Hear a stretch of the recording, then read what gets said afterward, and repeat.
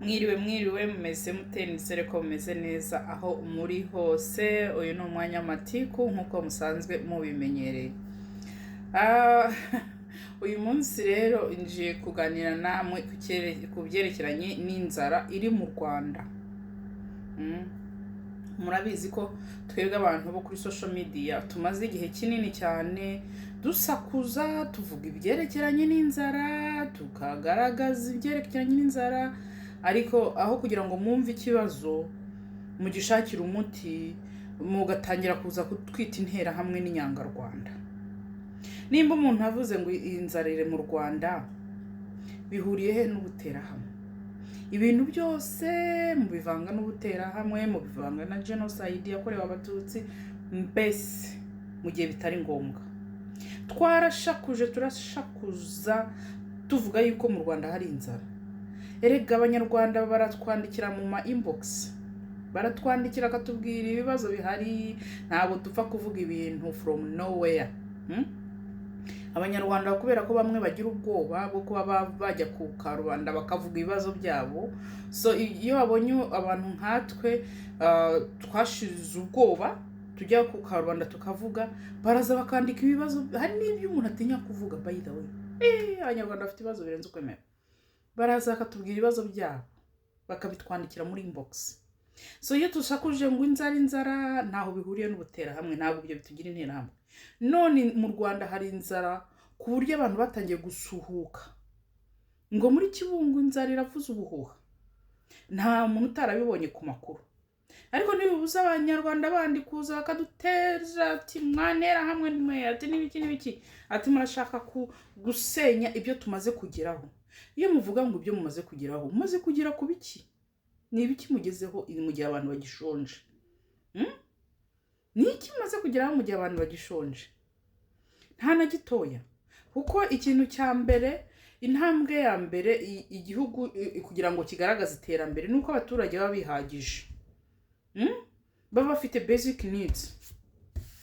Naho ubundi inzara imeze nabi. Banyarwandakazi bamwe mwishoboye, mugerageze kugira umutima wo gutanga no gufasha. Ntimugafashe imiryango yanyu yonyine gusa kugira ngo bari yihagarara aho muva ihagarare kurusha abandi. Mujye mwibuka n'abandi banyarwanda bagenzi banyu batifashije. Nzi neza ko abanyarwanda bari hanze abenshi bafite ubushobozi burenze, ariko ikibazo abanyarwanda burya ntabwo tugira nabyita impano yo gutanga. Kandi burya gutanga bijye bigushimisha kurusha kwakira. Community nyarwanda muzige gutanga bijye bikubera umunezero kurusha kwakira. Iki gihe nicyo gihe rero kigeze mugomba gusapotinga abanyarwanda bo mu Rwanda mutitaye kuri leta.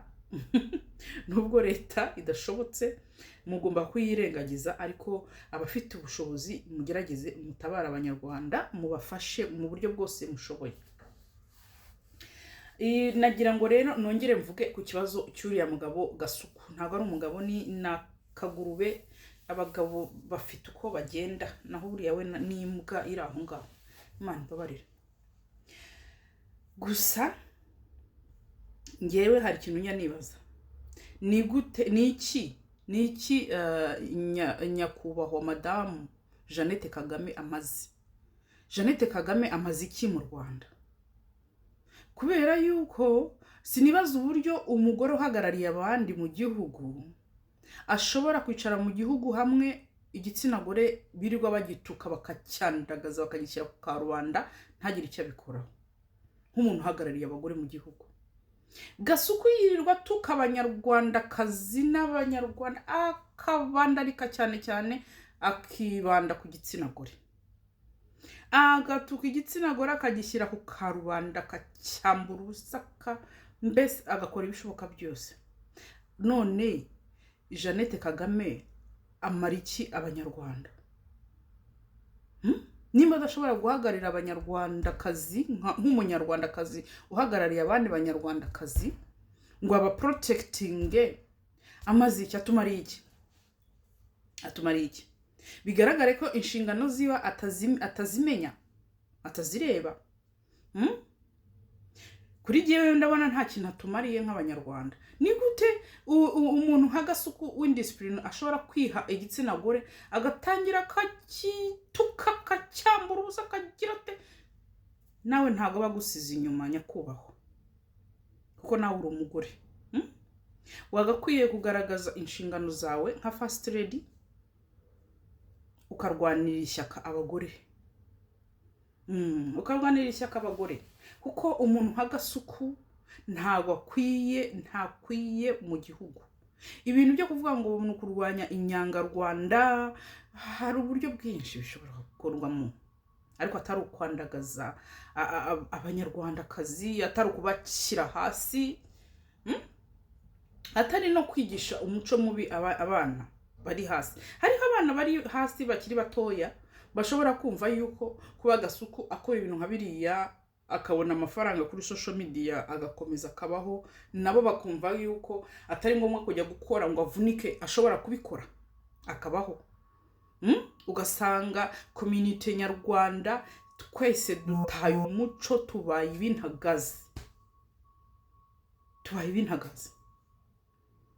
Ntabwo bikwiye. Sinzi impamvu leta y'u Rwanda idahagurukira ikibazo cya gasuku ngo kirebe igishyireho intege, ari kwangiza. Nta kuntu gasuku ashobora gufata umuperezida w'u Burundi n'umufasha we ngo abatuke bavuge amagambo y'ubwandagazi, inyandagazi ari mu gihugu cy'u Rwanda, leta ntigire ikibikoraho. Ni ukuvuga ngo nimba umunyarwanda ashaka guhagarara mu Rwanda agatuka perezida w'u Burundi n'umufasha we, akabatuka akabandagaza ari mu Rwanda, leta ntigire ikibikoraho. Ni ukuvuga ngo leta ibimushyigikiye. Naho ibibazo bitangirira mu Rwanda, leta iberaho kugira ngo ikosora umuturage mu gihe akosheje, cyangwa se yunga abaturage mu gihe batumvikanye. Leta iberaho guhagararira, gupresentinga abaturage. Ariko rero leta yacu sinzi ibyihugiyemo. Ntabwo nzi ibyihugiyemo, sinzi uburyo umuntu ashobora kumva yuko arenze amategeko agatangira akatuka abategetsi b'igihugu. Ngiwe ntabwo nshobora kuza hano, sinkunda Kagame pe, ariko sinshobora kubona intege zituma mutuka, ntazo nabona.